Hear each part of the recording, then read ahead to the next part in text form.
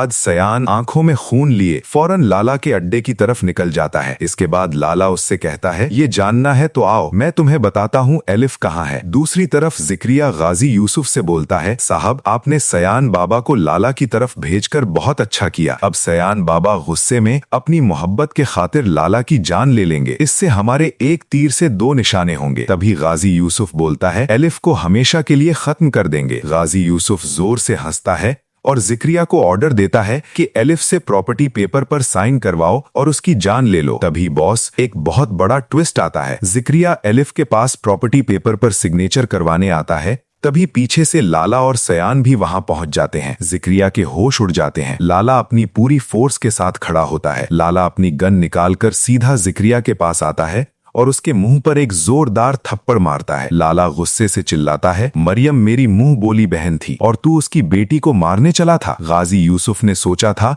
वो मेरे नाम का बिल फाड़ देगा, लेकिन लाला की नजरें हर जगह हैं। लाला उसी वक्त जिक्रिया को गोलियों से भून देता है और एलिफ को बचा लेता है। अचानक सयान भागता हुआ आता है। वो देखता है कि लाला ने एलिफ को बचाया है और जिक्रिया की लाश जमीन पर पड़ी है। एलिफ रोते हुए सयान के गले लग जाती है और चीख कर कहती है, सयान ये सब लाला ने नहीं, तुम्हारे अब्बू गाजी यूसुफ ने करवाया था। सयान ये सच सुनकर बिल्कुल टूट जाता है और उसके होश उड़ जाते हैं। पीछे से लाला आगे बढ़ता है और सयान के हाथ में एक फाइल थमा देता है। सयान, ये लो गाजी यूसुफ के खिलाफ उसके सारे काले धंधों और मरियम के फेक पेपर्स के सबूत। अगर तुम सच में एलिफ से मोहब्बत करते हो तो जाओ और इस कब्जा माफिया को गिरफ्तार करवाओ। सयान अपनी मोहब्बत और सच्चाई की खातिर फौरन पुलिस स्टेशन जाता है। पुलिस उसी वक्त बिना किसी देरी के सयान के साथ गाजी यूसुफ की हवेली पहुंच जाती है। गाजी यूसुफ पुलिस को देखकर घबरा जाता है, लेकिन जब वो सयान को इंस्पेक्टर के साथ देखता है